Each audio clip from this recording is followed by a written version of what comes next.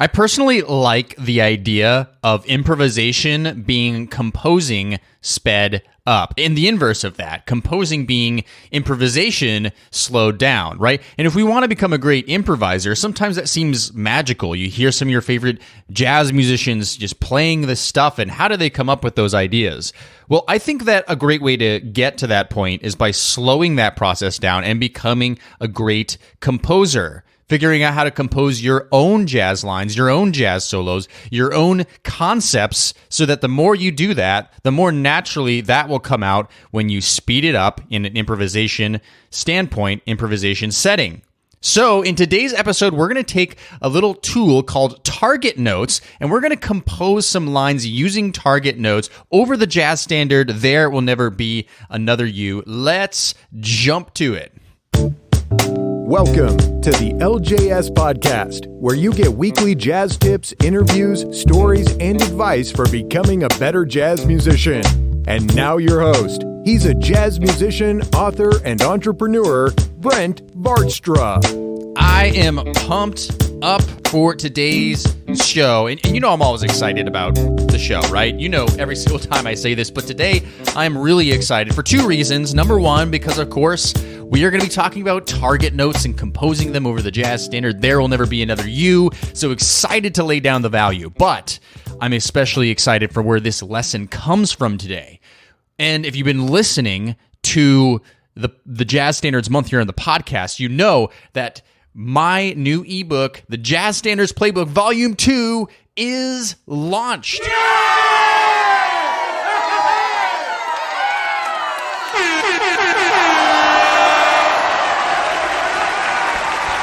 Wow. Guys, I knew you were excited about this launch. I didn't know you were going to be that excited about this. Well, thanks, everybody. Well, all right. That's enough. Stop clapping. Listen, I am so excited about my book, The Jazz Standards Playbook Volume 2. You've been hearing me talk about it for Jazz Standards Month. Came out yesterday from the time this podcast is coming out, and just excited about it. It's a study of 10 jazz standards, an in-depth study of 10 jazz standards that will ignite your jazz skills. And you may be asking, well, Brent, what are those jazz standards that are being studied? And those jazz standards are There Will Never Be Another You, which we're talking about a little bit today, Someday My Prince Will Come, Tune Up, Just Friends, Take the A Train, Days of Wine and Roses, Alone Together, Solar, What Is This Thing Called Love, and The Girl from Ipanema. I am so excited about this book for all of the valuable lessons that are packed into it. I'm especially excited about the companion course, which I offer alongside this, which has a community. Those of you who are in the Volume 1 companion course know that being held accountable by other course takers and recording your work and actually getting through the book is super valuable. So I'm really excited about this. And hey, if you want to get that book, it is now out. I'm so pumped about this. The Jazz Standards Playbook 2, number 2.com. The Jazz Standards Playbook 2.com is where you can get that ebook and companion course. I know you're going to get massive value out of this, so go check that out if you think this is something that can help you further in your jazz studies. All right, that's enough for the pitch today. Well, until the end of the episode, if you don't mind. I'll mention it again. But let's jump into the lesson today, which does come out of the book. It comes out of the Jazz Standards Playbook, Volume 2, and it's a lesson over the jazz stand. It's the improv lesson from There Will Never Be Another You, and it's about target notes, composing them, what they are, of course, over that standard and creating solos out of that. So let's jump right into this. Let's jump into this lesson today.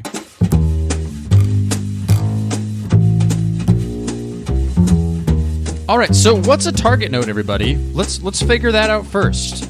And by the way, before we talk about the definition, I actually want to point out that I have done another episode along these lines before with a very special guest, Jens Larsen, who is an incredible musician, and he's a YouTuber. If you want to check out that episode, it's sort of along the lines of what we have today. So that's episode 122. So learnjazzstandards.com/episode 122.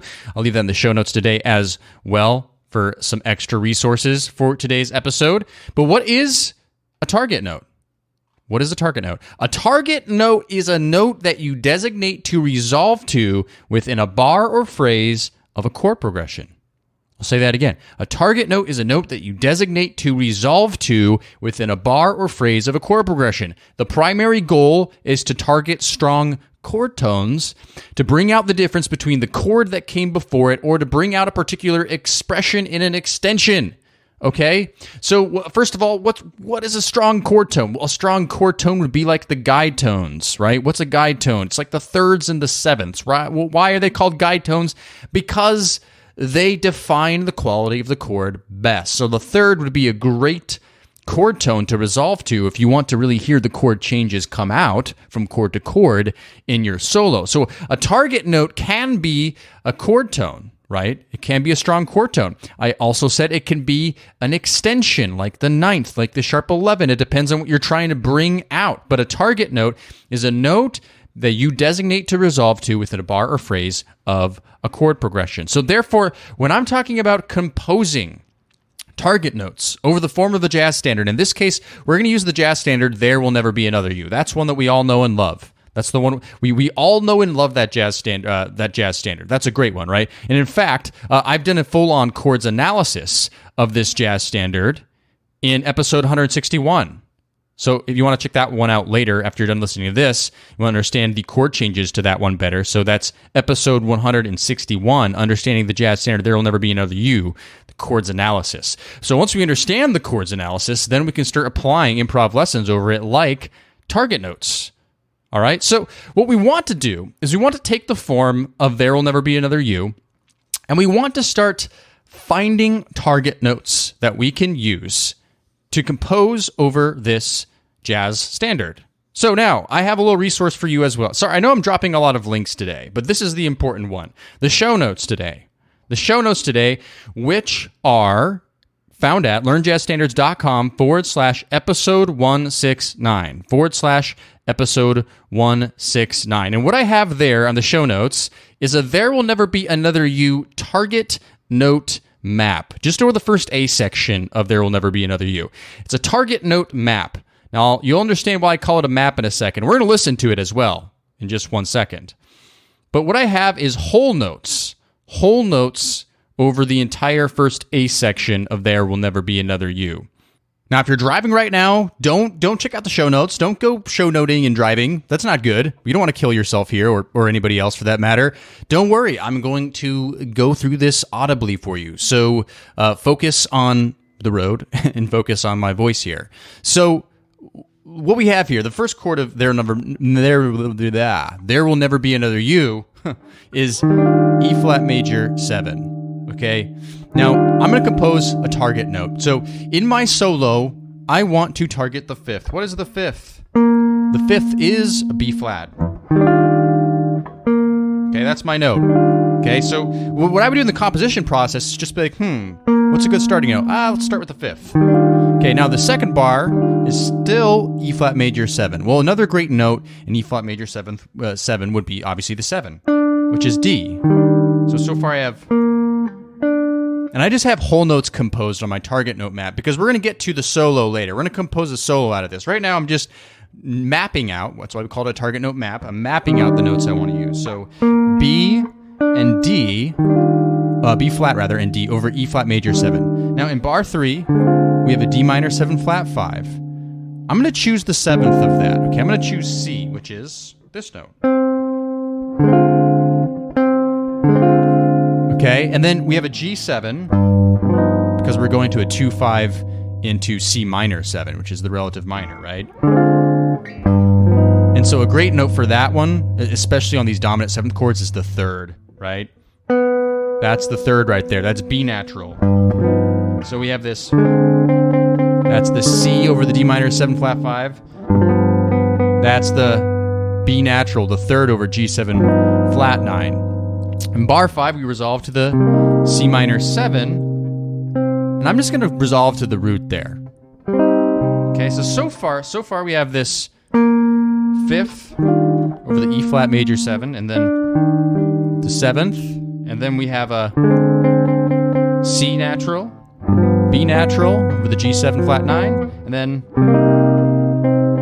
a C over the C minor 7. And to keep it nice and rooted, over the next bar, which we still have C minor 7, I'm going to put fifth in there. So that's G. So we have this root to fifth target note that I'm using here.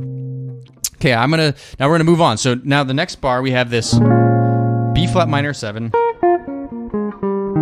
to E flat 7, usually flat 9, to A flat major 7, right? This is a 2, 5 into the 4 chord. So over the B flat minor 7, that's the 2 with the 4 chord, I'm going to do the 7th. So that would be, what, A flat. Okay, that's my target note for that bar.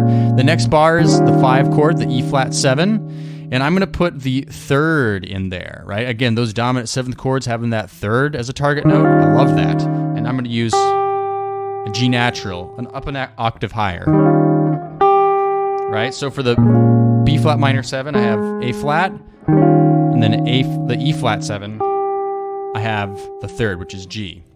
There it is, down an octave lower. Okay, then we resolve to the E flat major 7, and for that, I'm going to pick the 5th, really earthy note there. So the 5th is E flat, or an octave higher, right? And then we have a D flat 7 next. I love well, I'm not going to give it away. That's the chords analysis, which actually I already gave it away in another podcast episode, right? I'm going to keep that note the same. I'm going to keep that in E flat. And what is E flat to D flat 7? Right? We played an E flat for A flat major 7, which is the 5th. And then for D flat 7, I'm going to keep it in E flat. But what is it? It's the 9th of D flat 7. Right? Okay, pretty cool, right? So we're keeping the same note technically, but they function differently in the chord. Now you're gonna see how this all comes together in a second, so don't panic. We're kind of going over my composition here. Then E flat major 7 is the next chord.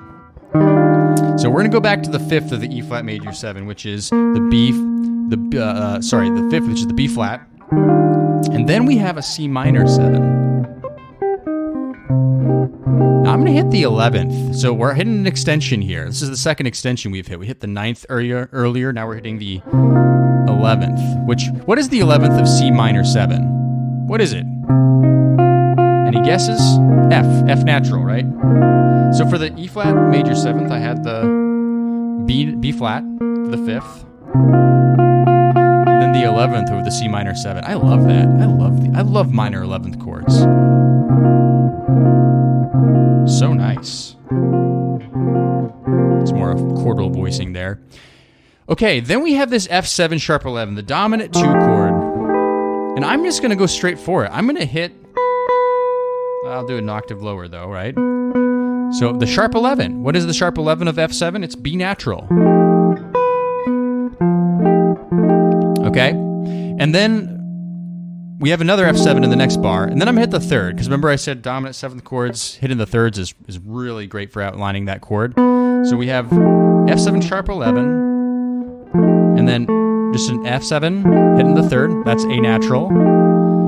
And then we have an F minor 7, so I'm just going to take that 3rd and flat it, so it's now an F minor 7 chord, so we're still hitting the 3rd, just a half step below. So F7 here, that's the 3rd.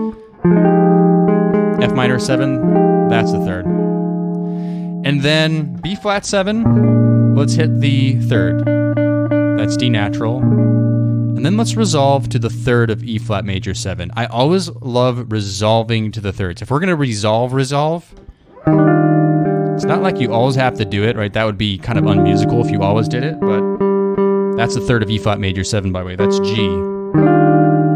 Okay, it's going to give a nice strong resolution. Okay, if I'm sort of visually looking at my composition, again, if you can't look at it right now, that's okay. But if I'm sort of visually looking at it right now, I do see that there's moments where it goes up in pitch and down. So it's this kind of flowing line. So the big thing now is let's listen to it. Let's see what it sounds like. This is a piano recording from the Jazz Standards Playbook, Volume 2, just downbeats, so you can hear the downbeats of the chords. And then the piano's playing the target notes that I just composed. So take a listen to this.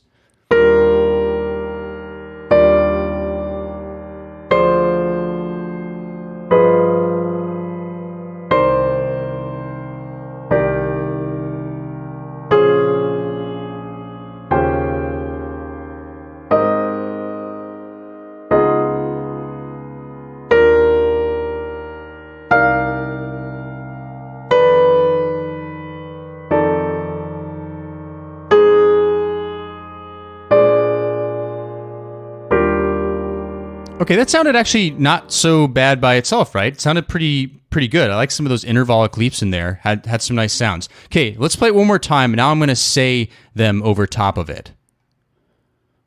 5th, 7th, 7th, 3rd, root, 5th, 7th, 3rd, 5th, 9th, 5th, 11th, sharp 11, 3rd, 3rd, 3rd, 3rd.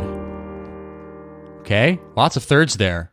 Sounds actually nice just with those whole notes. Kind of relaxing. I feel kind of relaxed. So that is just the target note map that I just composed, okay? Okay, so this is only half of the exercise, though. So we've identified some target notes, and I was musical about it, right? It created a nice little flow there. Nice, you'll notice that the last line was just all thirds, right? Just very, very thirdy. Now, here's the real cool trick here. So now using these target notes, we are going to constrain ourselves to making the line resolve to these target notes in every single measure, okay? So these are the notes that we're targeting for every single chord of this song. Now, that doesn't necessarily mean that we're always going to hit the downbeats. It doesn't necessarily mean we're always going to hit the downbeats with those notes. So not necessarily beat 1, right? Sometimes it's going to be beat 2. Sometimes it's going to be the and of 1. Sometimes we might do an anticipation, the and of 4 from the previous bar, right? But we are going to make our lines revolve around these target notes. And by doing this, and this is where we're practicing composition here. And the best way to practice composition, in my experience, especially when it comes to jazz improvisation, is to put some constraints around things, right? If you leave yourself free rein, that's great. That's allows for creativity, but actually sometimes you can get even more creative by putting some borders around things. And our borders are these target notes that we just composed. Okay, so I composed a solo, and I'll leave this in the show notes too as well. So I'm totally giving this away for free. This is from the book, but I'm just going to give this away for free. It's the target note solo that I composed using this. And what I'm also going to do is I'm going to actually put I have two versions of it in the book, and one version I have the target notes highlighted so that you can actually see where the target notes are in the music notation. So again, if you're driving or exercising right now, you can look at this later, but you can hear the lines that I composed targeting these target notes. And I'll talk a little bit more about some of the benefits of this after we listen to it. So let's listen to what I came up with.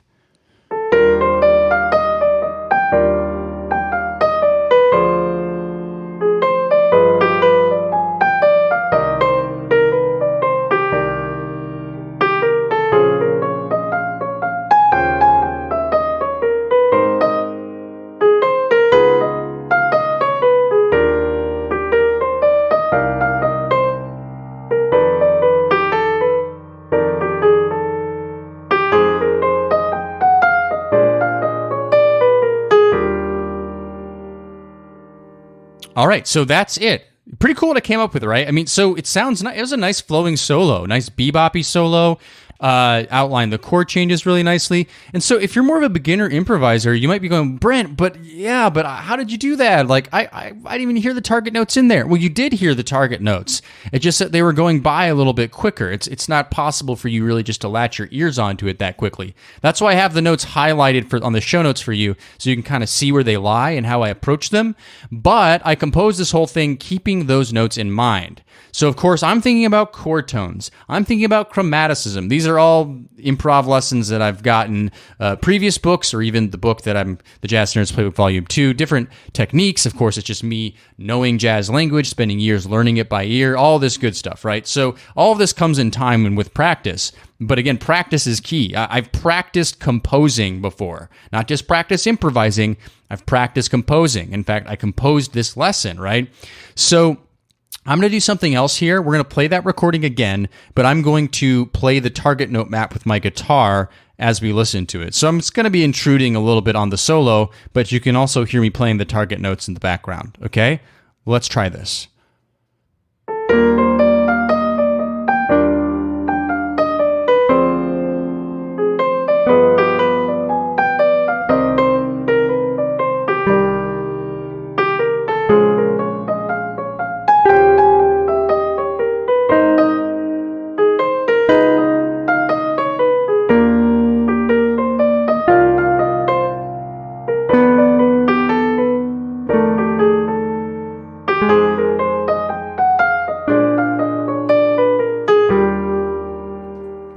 Okay, do you hear that? So you could probably hear all of those notes in the chord map coming out over top of that solo. And that's because within my solo that I composed, I was resolving to those notes at all times.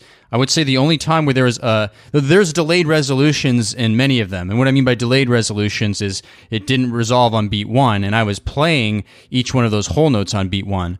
But the one that took a while to resolve to was the F7, the F7, the last 4 bars there, where I was hitting the 3rd, and I did little chromatic enclosures that took a while to resolve there. Otherwise, everything actually wasn't that long of a resolution, and you could hear all that come out in there.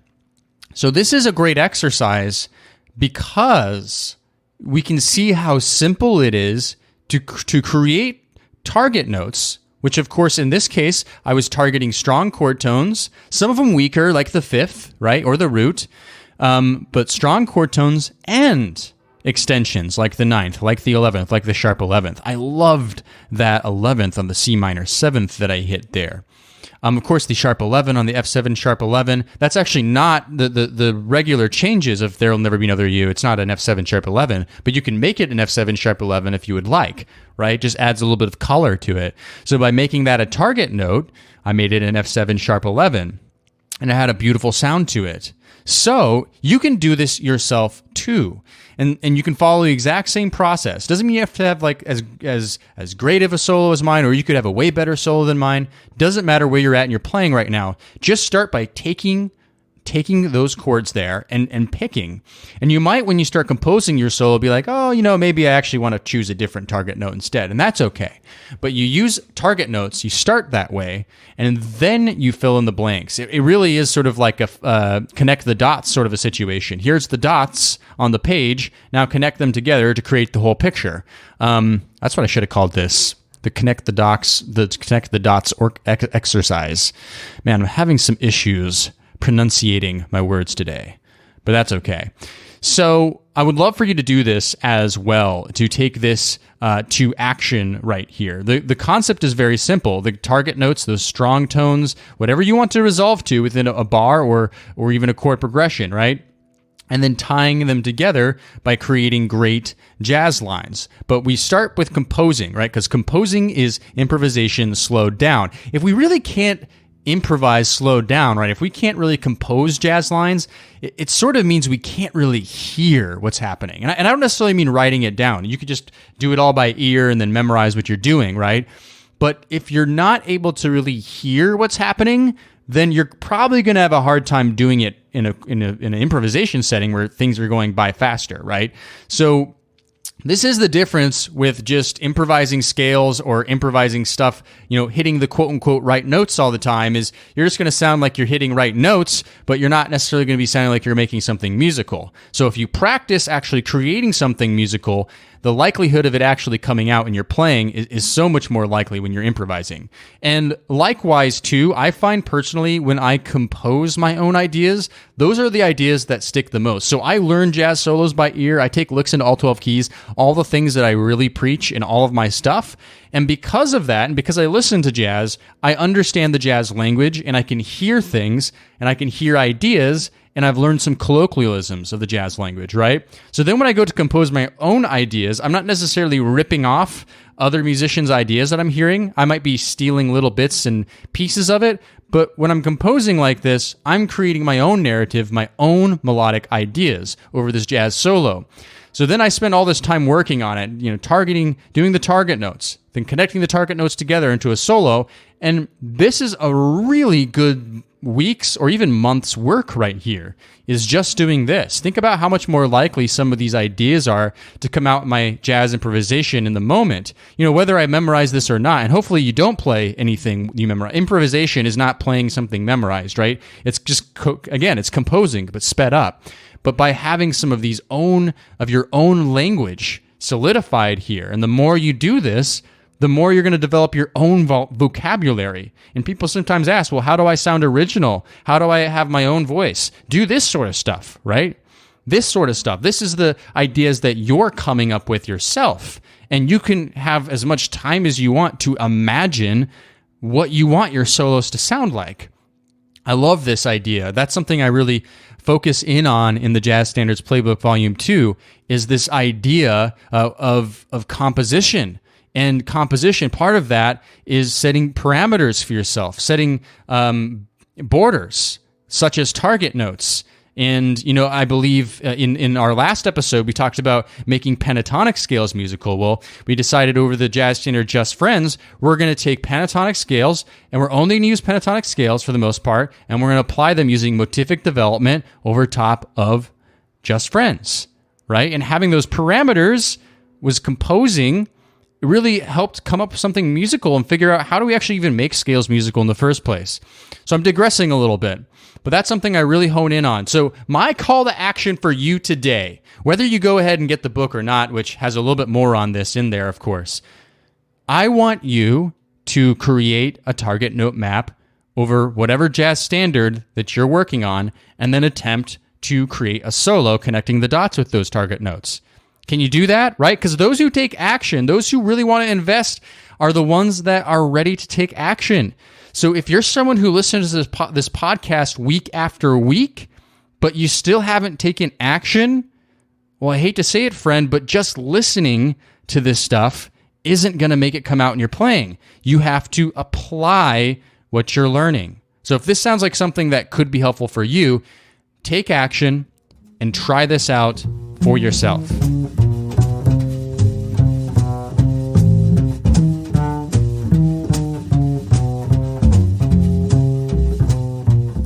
All right, that's all for the show today. Thank you for listening today. I do appreciate it. I hope you got a lot out of this today. I hope you take action. I hope that you go out and you create your own target note map.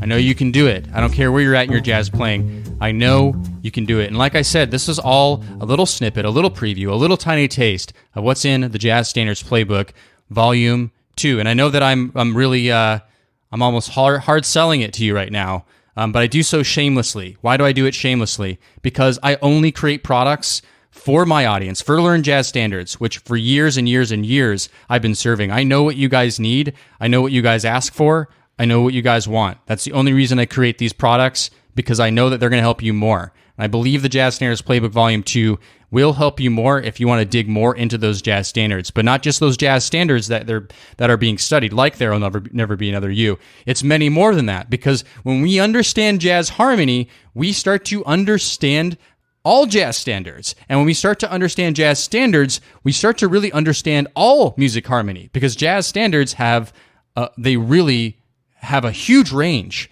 We can learn how to become better musicians in general just by studying this stuff. So I would encourage you to go to the Jazz Standards Playbook 2, the number 2.com, the Jazz Standards Playbook 2.com, and check out that book if you think that's going to help you a little bit more. I really do appreciate it, and I hope that it serves you further. I hope that you just learn a ton by engaging in that. And if you want to join the companion course, that's really, in my opinion, the best way to get the most out of the book, to really engage in the community discussion board that we have in that course. And any one of you who's taken any of my courses can attest to that. That's a really powerful thing to do. So if you want to support that way, the Jazz Standards Playbook 2. Now, if you're saying to yourself, Brent, that sounds great, but hey, you know what? I've got no dinero to pay for that book. I've got kids to feed. I've got lots of other bills to pay, like my mortgage. I completely understand that. That's why I do this podcast. That's why I have my YouTube channel. That's why I have my blog for completely free. And so a free way you can give back is just go to Apple Podcasts, iTunes, wherever you listen to your podcasts, and leave a 5-star rating and review and just say, hey, I love this podcast. It's helped me out. And you can tell other people how it's helped you out. And that just helps us out over here. Just other people find the show. So thanks in advance for doing that. All right, this has been a great Jazz Standards month. I've really enjoyed the last 4 episodes and digging into all this stuff. Of course, as always, we have great shows planned. We have some guests planned coming up in the future that you're not going to want to miss. So make sure you subscribe to the podcast, and I'll see you in the next episode. Thanks for listening to the LJS podcast, brought to you by LearnJazzStandards.com. Subscribe to the series on iTunes, and don't forget to join our jazz community at LearnJazzStandards.com/newsletter.